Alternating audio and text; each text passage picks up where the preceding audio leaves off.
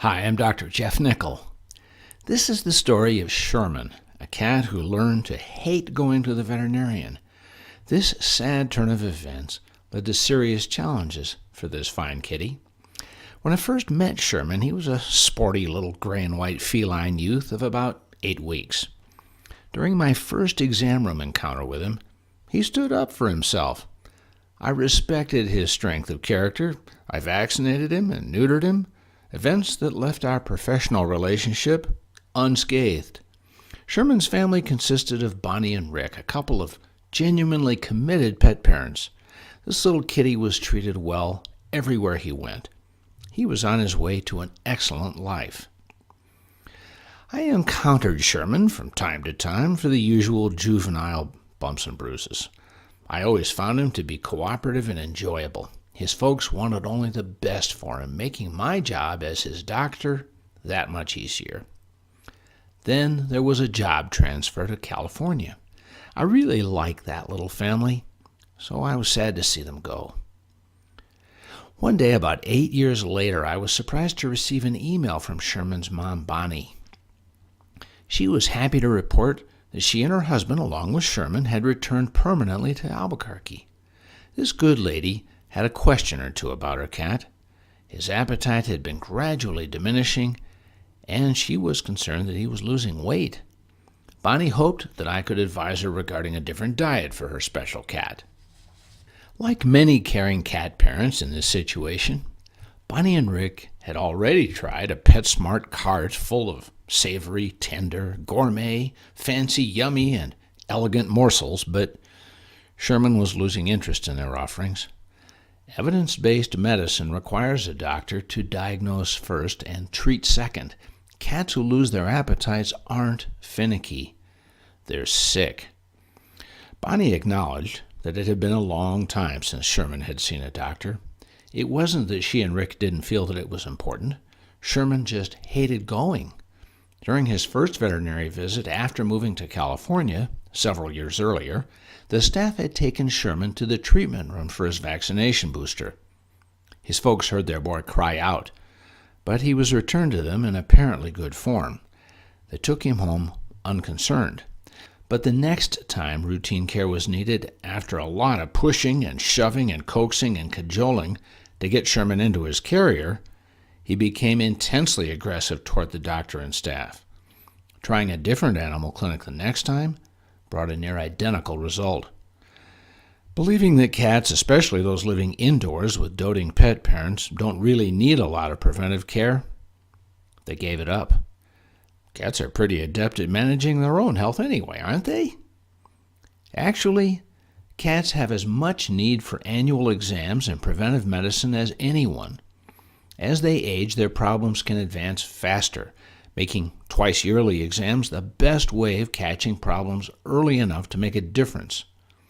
Sure, this makes sense, but getting Sherman through a doctor's appointment was a nightmare. He and his family were not alone. There are a lot of cats and their people who've chosen Dr. Google instead of a flesh and blood veterinarian because visits to the clinic are just too stressful. I told Bonnie that I needed to see Sherman regardless. I could only help him if I figured out what was wrong. When he arrived on my exam table a few hours later, it was immediately clear that this wasn't the vital young kitty I remembered. He was clearly ill.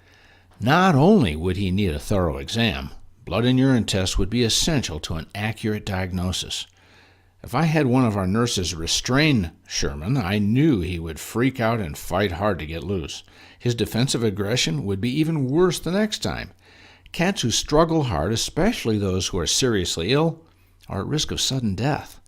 The prospects of worsening Sherman's behavioral association with veterinary facilities and putting his life in jeopardy were untenable. Well, the good news was that at home with his folks, Sherman was, well, a pussy cat. Bonnie and Rick could do anything with him. I prescribed a safe anti-anxiety medication called gabapentin at a generous enough dose that Sherman would be relaxed and actually a bit sedated the next time I saw him. Back on my exam table the following day, I peered through the cat carrier at my laid-back patient. Sherman didn't have a care in the world. It was time to get to work. Well, like me, my assistant was trained and certified on the gentle handling of frightened pets. With Bonnie and Rick close by, our veterinary nurse removed the top of Sherman's carrier and then covered his head with a towel. Touching him gently and speaking quietly, I palpated his limbs and abdomen, feeling his internal organs for size and shape. I listened to his heart and lungs and checked his lymph nodes. I slowly removed the towel from Sherman's head and examined his eyes, his ears, and his mouth. The use of proper handling techniques and, for historically freaked out pets, appropriate medications make it possible for us to safely practice thorough medicine.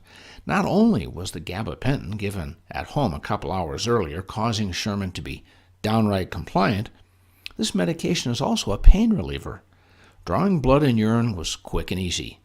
We were on a roll. As Sherman chilled, I explained this kitty's seriously thin body condition to his folks. I also pointed out the tartar that was caked on his teeth and that his kidneys palpated smaller than normal. Now, Sherman was 11 years old by this time, which raised the statistical risk of kidney failure to the top of our list of concerns. The opportunity for additional diagnostics was right in front of us. Sherman's folks, relieved that their kitty wasn't suffering any stress, gave us the go-ahead. Slowly positioning Sherman for chest and abdominal x-rays and then an ultrasound evaluation took another 30 minutes. As we ensconced him once again in his carrier, he began to shift and grumble a little. We'd gotten out in time. From his ringside seat, our patient's cat daddy commented that this was apparently not my first rodeo. Well, it had most certainly not been a rodeo. It was a rodeo several years earlier that had created this problem for Sherman. I avoided verbalizing that remark and instead thanked my loyal client for his compliment. The diagnostic process proved valuable. We came to learn that Sherman was in stage 3 kidney failure. This was not a minor problem, but the prognosis was actually pretty good with consistent at-home treatment and follow-up monitoring. Rick and Bonnie were on board for the duration. I'd known them long enough to be confident that they would do whatever it took. Oral medication to control Sherman's blood pressure, a special kidney-sparing diet, and daily under-the-skin fluids, something cats accept remarkably well, bought Sherman several more good years with his family. Prior to every follow-up, he was pre-treated with anti-anxiety medication at home to assure a no-stress exam and lab draw. I was able to do right by Sherman and his folks, but I always wondered how much more life he could have enjoyed. Each of Sherman's people, Rick and Bonnie, had a full-time career. They never had human children. This cat was it for them. They loved him intensely.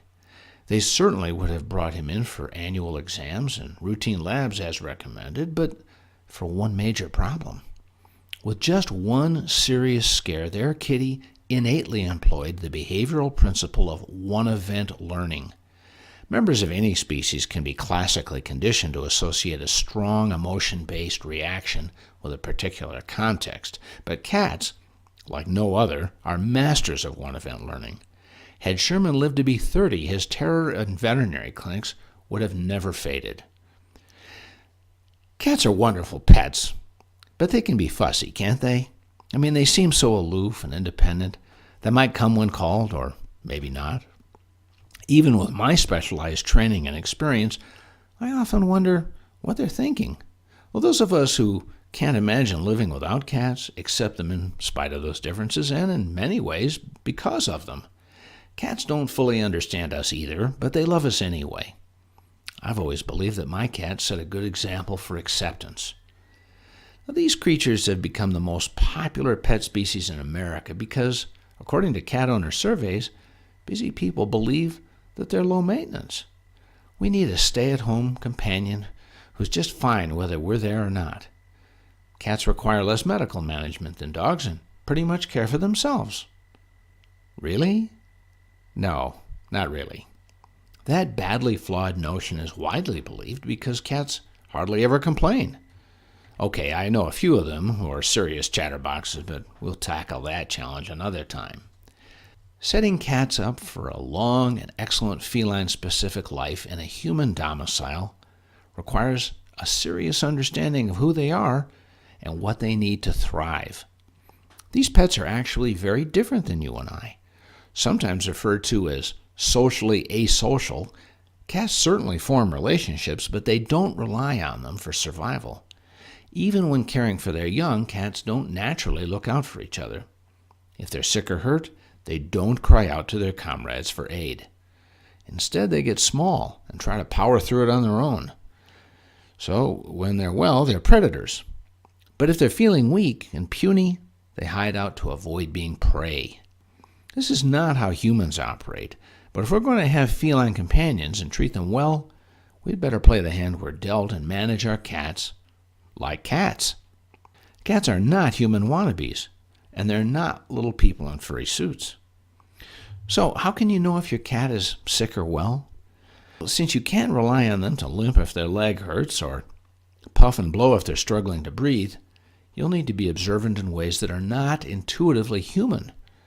It's a different twist on the golden rule. Rather than treating them as we would like to be treated, we must learn to treat them as they need to be treated. Anything less relegates their well-being to dumb luck. We veterinarians carry a huge responsibility to our patients and the people who cherish them. We are all well served by a recently developed initiative called Fear Free. Veterinarians, their staffs, pet groomers, trainers, and even pet parents can take the appropriate training modules online. Veterinary professionals can become certified. I am residency trained in the specialty of veterinary behavior medicine. I'm a true believer in Fear Free. I was credentialed early.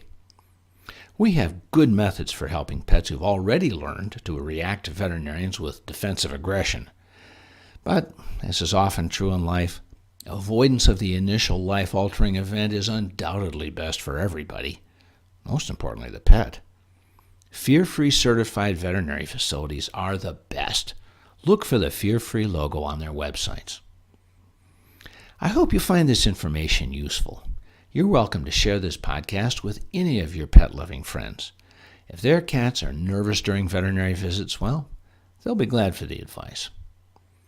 Each week, I share a short video, a podcast, or a blog to help bring out the best in pets.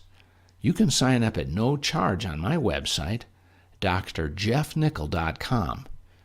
That's drjeffnicol.com. And when you do, I'll send you my free at-home pet first aid and CPR guide. Thanks for listening. I'm Dr. Jeff Nicol.